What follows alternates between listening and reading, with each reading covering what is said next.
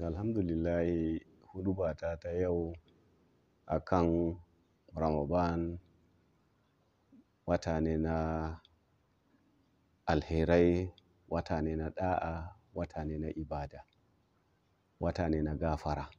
Shine muke so mu kwaɗaita wa mutane, mu tuna musu da shi. So muna godiya, alhamdulillahi alladhi ballagana Ramadan shahrur rahma wal maghfira. Muna godewa Allah subhanahu wa ta'ala wanda ya nuna mana wannan watan da muke cikin Ramadan.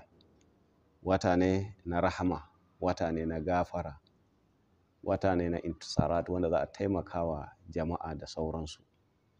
So abu ne wanda za a tsaya a yi. Annabi sallallahu alaihi wasallam ya faɗa, ba azumi ba ma, ya ce ayyuhal mu'min at'ama mu'min ala ju'in at'amahu Allahu yawmal qiyamati min simaril janna. Wanda Allah ya bashi iko, mumini ba watan ba ma, Allah ya bashi iko ya taimakawa wanda bai da shi, mumini wanda bai da abun da zai ci, Allah zai bashi irin abinci na gidan aljanna. So balle irin wannan babban wata na alfarma, irin babban wata na azumin nan. So ana ruɓanyawa mutane ayyukansa fiye da duk yadda mutum yake tsammani. Qala sallallahu alaihi wasallam, manzo Allah wadda tsira da aminci Allah su tabbata a gare shi yake annabi sallallahu alaihi wasallam yace ma kullu amalin ibnu adam, duk wani aiki na dan adam, aiki na alheri na dan adam, yuba'afu lahul hasanat, ana ruɓanya masa ayyukan ashra amsal, kamar 10 ila 700 har zuwa 700, mi'a bi'if har 700. Kai in ka aikata aiki, Allah zai ruɓanya maka wannan aiki so 10 ko so 700. So qala Allahu azza wa jalla, Allah madaukakin sarki yace illa sawm, yace sai azumi, fa innahu li, azumi nashi ne, wa ana ajzi bihi, ni nake bada sakamakon sa. So in ka aikata wani aiki za a baka lada so 10 ko so 700, amma azumi Allah ya ce wannan nashi ne, shine mai bada ladansa. Ya ce yad'u sha'awat, mutum ya bar sha'awansa, wa ta'amuhu min ajli, ya bar sha'awansa da abincinsa don Allah ya bari, ba don wani ba. So wannan lada ka Allah ne ya sani kawai. So ladan ne mai yawa, ayyuka da ka aikata a nan. Inda annabi yayi magana ya ce to abu ne fa in ka aikata shi a cikin wannan watan kamar ka aikata farilla, in ka aikata farilla kamar ka aikata farilla guda 70 ne. So kaga me muke nema? Annabi ya ce mana kuma ayyuhal mu'min, yace faɗa mana mu yake faɗa mana muminai. So yace man qama ramadanan imanan wa ihtisaban ghufira lahu ma taqaddama min zambi. Duk wanda ya tsaya yayi ibada, yayi abun da ya kamata a azumin nan, Allah zai gafarta masa zunubansa gaba daya. Annabi kuma ya sake faɗa, yace man sama ramadanan imanan wa ihtisaban ghufira lahu ma taqaddama min zambi.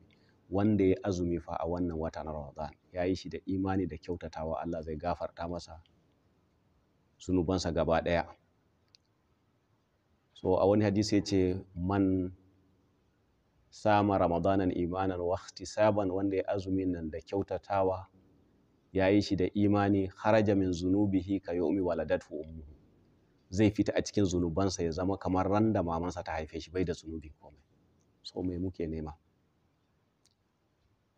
Annabi sallallahu alaihi wasallam yake mana magana akan wannan wata na alfarma, yake faɗa mana, yace law ya'lamu ibadi ma fi ramadan la tamanna ummati an takuna sanatan kullaha ramadan. Inda mutane sun san falala da abubuwa da suke cikin wannan watan, so mutum da zai fata ma shekara gaba ɗaya ya zama azumi, inda ya san haka. So me zai yi?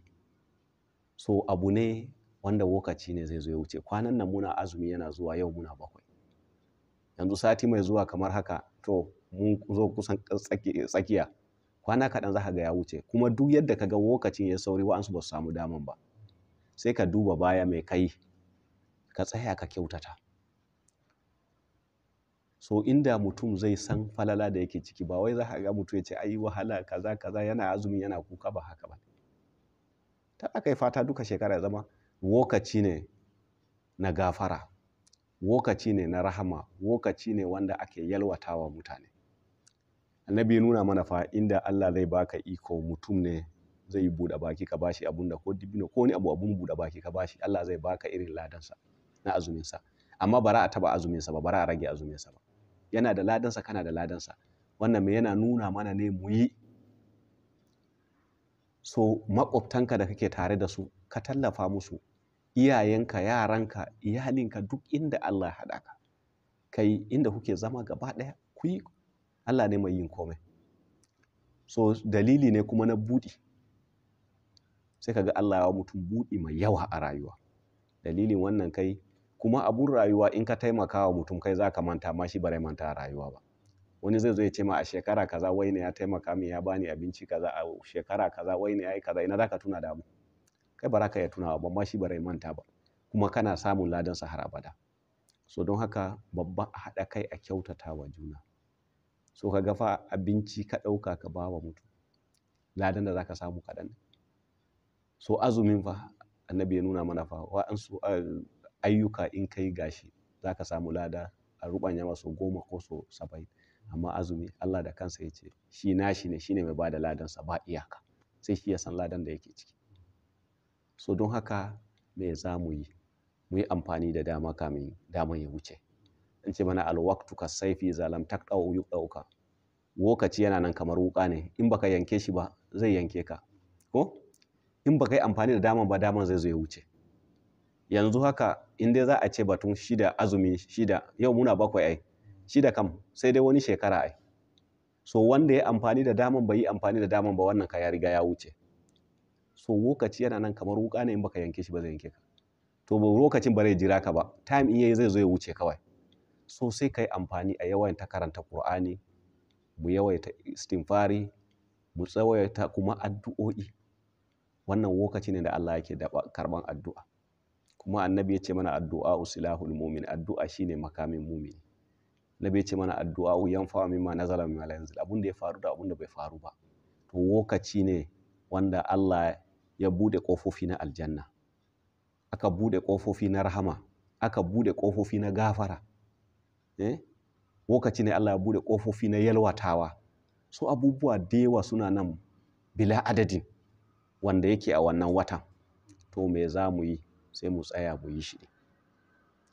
Kamar yanzu time kam zai zo ya wuce.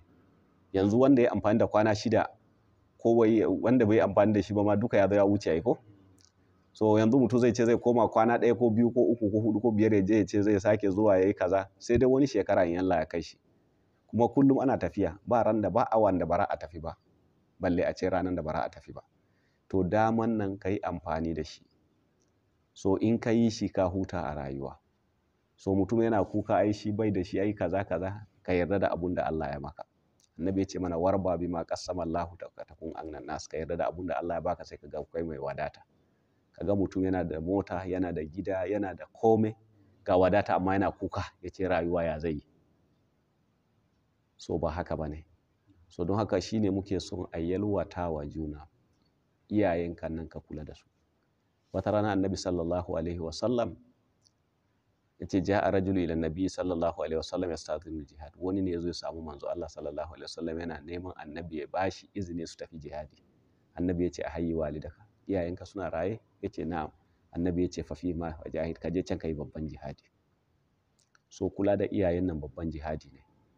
Ko da ba sa nan, za ka ɗauki wani abu ka bayar da niyya Allah ya ba su wannan ladan. Kai za ka samu, su ma za su samu, ba wai su ne kaɗai za su samu ba. So in ka bayar ɗin kana da ladansa, su ma suna da ladansa. Wannan an cire yanzu kamar azumin nan za a yi buɗe baki ka bayar, kai ne kai a niyya, wa ya san me kai niyya? Wannan Allah ya kai wa iyayena, ko suna raye ko ba sa raye, zai kai musu. So kuma a taimaka musu, a kyautata musu. So haka iyalanka, yaranka, maƙwabtanka, waɗanda kake tare da su ko ina. In aka ce maƙwabta ba wai sai gida ba, ko a ofis kake ko a kasuwa kake, duk inda Allah ya haɗa ka da mutane, a kyautata wa juna. In aka kyautata wa juna an huta a rayuwa. so don haka mu yi amfani da wannan daman kamin ya wuce. Lokaci kaɗan yanzu muna azumi ya kusa yanzu muna 7, so lokacin zai zo ya wuce. So a tsaya da nafilfilu, a tsaya da karatun Ƙur'ani, a tsaya da ibada, a kyautata wa juna kuma a yalwata musu. So in ka ɗauka abu ka ba wa mutum, so Allah zai baka irin na gidan aljanna.